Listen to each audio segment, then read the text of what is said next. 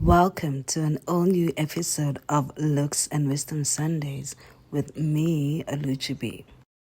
Hey guys, and welcome to another exciting episode of Looks and Wisdom Sundays with me, Oluchi, aka the elusive pundit. Honey, how are you feeling?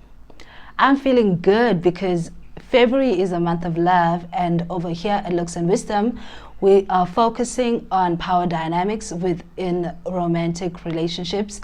I am not going to go into the hierarchy explanation again. You can find it on the two previous videos that we did.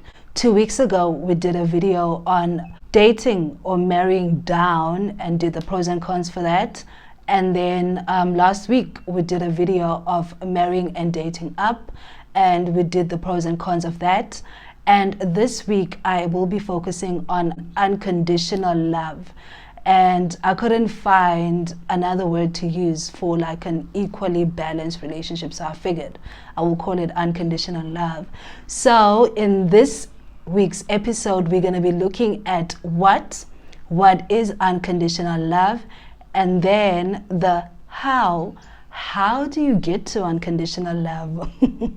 I'm excited about today's episode. And without further ado, let's get to it. The first one, what? Okay, before we get into the what of unconditional love, I will start off by firstly explaining that this is from a female perspective, and it has nothing to do with nothing other than the fact that I am female, and obviously because these are my conjured thoughts, they are going to be coming from a feminine perspective. So getting to the what is unconditional love? Unconditional love is affection without any limitations, or love without conditions. Simply put, complete love. So exciting. Okay. So signs that you are in an unconditional love relationship. So we're still talking about the what. So the first sign to know that you are in an unconditional love relationship is you and your partner have accepted your guys' faults without trying to change one another. That's number one. Number two, your needs and your partner's needs are viewed with utmost importance in the relationship. Number three, the other person does not try to make you feel small in the relationship. And the last one, the relationship is reciprocal and not transactional. Again, the four signs that you are in an unconditional relationship. The first one is you and your partner have accepted each other's faults and you have no desire to change them. Number two, your needs and your partner's needs are viewed as paramount and valid. And then number three, the other person does not try to make you feel small. And last but not least, the relationship is reciprocal and not transactional. So now you know how you are in an unconditional relationship. So the pros of being in one is the fact that it is very good for your mental wellness. So it gives positive vibrations for your mental well-being. Number two, it provides a sense of security. You feel secure with and around your partner. And number three, it inspires your entropy and evolution in a positive way. You get the opportunity to have someone witness your life as well as be a witness to someone else's life. So the pros of unconditional love, it's good for your mental health. It gives you a sense of security and belonging. It inspires your evolution in a positive manner. And then it has someone who is a witness to your life, and you're also a witness to their lives. So the cons of unconditional love, like I couldn't find a lot. So one of the ones that come up a lot when I'm doing my research is the fact that it may lead to abuse if there are no strong boundaries and the boundaries are not communicated in an efficient way. And number two, if it's lopsided, and I mean when one is giving more than the other, one is pouring more into one's cup than the other, then you may be depleted because you're giving more than you are receiving. And then the third con is the fact that if it's unconditional, that means it's going to go the distance, and that means there's going to be years. And if there are years involved in a relationship, it just means that you guys will be experiencing each other's ups and downs, the valleys and the hills. And that means it's not going to be rosy all the time. There are going to be seasons when the relationship is literally sitting in stagnancy. You don't feel love, and. But then if it's unconditional, you'll be able to push through all of that. We have spoken about what an unconditional relationship is, the pros and the cons of an unconditional relationship. And now we are going to talk about the how. We will speak about the how in two circumstances. So the first circumstance is you by yourself, and then the circumstance is you together with your partner. So the first how is you by yourself. So in order for you to be able to experience unconditional love, you need to give yourself unconditional love. And that means you need to love yourself ultimately through and through everything that you go through in life. You always have to put yourself first.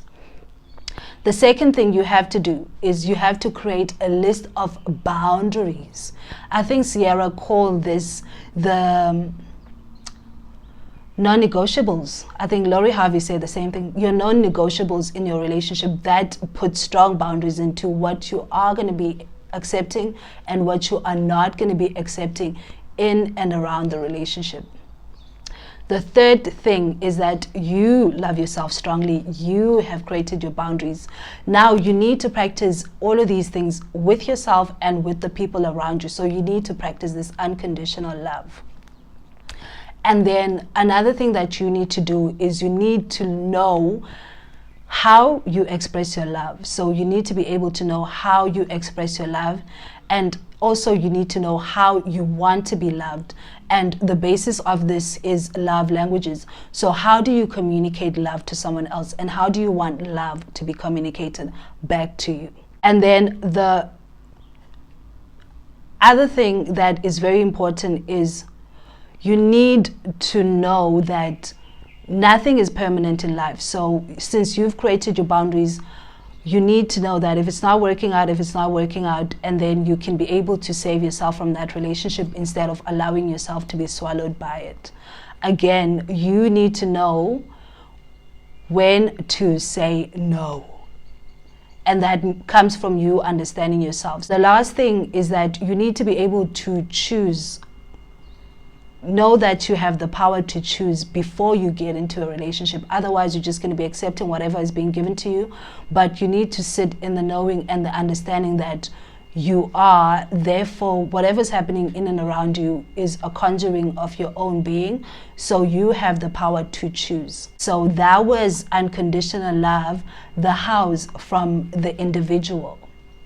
And then the last segment, the how. Now, when you are already partnered up with your partner, you need to understand that there are two entities in that relationship. So there's always going to be two energies, and how you manage that energy depends on you, your upbringing, your traumas, and what you believe about your value as either a female or a male, and what you bring to the relationship. So you need to understand that there is two entities in the relationship. When you understand yourself, it's then easier for you to understand the situation you are bringing yourself into. And then when you know that, then you need to work with the two energies that are in the relationship. And the second thing that's important to know about the partnership is that it is a partnership. That means that everybody has to pull in their weight in the relationship. That means you need to plan dates, plan excursions, plan what you need from the relationship, strategize how you want the relationship to continue to go as you guys grow and evolve together and away from each other. The third thing, which is very, very important, is financial literacy within a relationship. You need to understand, what does your partner know or understand about money? What do you know and understand about money?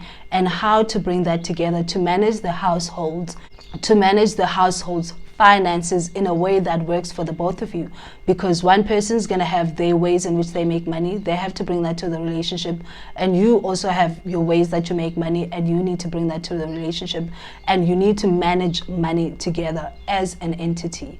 So money management is very, very important to an unconditional love type of relationship.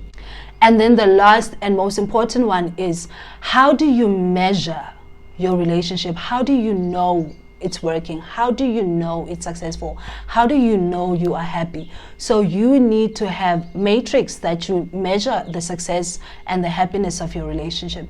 So again, when you are already in a conditional relationship, the how is, you need to understand that there's two people in a relationship and you guys need to work with each other's energies. The second thing is, you need to understand that it is a partnership and should be treated as such. So you need to strategize and you need to plan within your relationship. And then financial literacy is very, very important in relationships. How much money do you have? What do you bring to the table? What are you bringing to the table financial wise? And then you have to have matrix for how you view success in your relationship. And you guys know I don't like making these things long. However, I will summarize. I said I was going to speak about unconditional love, and I said we were going to get into the what is unconditional love. And it basically means loving someone without boundaries or limitations. And the signs that you are in an unconditional love relationship is that you have accepted each other's flaws. There is, your needs are viewed and are supported, and the other person doesn't make you feel small, and also the relationship is reciprocal, symbiotic, baby, instead of being transactional. And the pros of being in an unconditional relationship means that your mental wellness is up to par, you feel a sense of security, you are being supported in your evolution in a positive manner, and you have someone that is a witness to your life. And then the cons is that you might be in an abused situation if you don't have strong boundaries, and if it's a lopsided situation, when you're giving more than you get, you might feel depleted. And that there will be years of stagnancy, there will be years of winters, and if you are in for the long run, you need to be able to push through all of those things. And then the how for the individual is that you need to know yourself. You need to create boundaries, your non-negotiables. You need to practice unconditional love. You need to know what your love languages are, how you give love as well as how you receive love, as well as you need to know when to leave. And also you need to, since you know yourself, know what you are wanting to choose for yourself. And lastly, when you're already now in an unconditional relationship, you need to understand that it's two people with two different energies and you need to work with each other. And then the second thing is that it's a partnership. Planning and strategizing is paramount to a working, functional relationship. And they need to understand your finances. And lastly, how do you measure success in your relationships? Again, thank you so much, guys, for joining me this week. I can't wait for you guys to see a hot topic episode next week. Thank you for joining. I love you, I love you, I love you. Do comment, do like, do subscribe. What are you doing? You can just switch it off.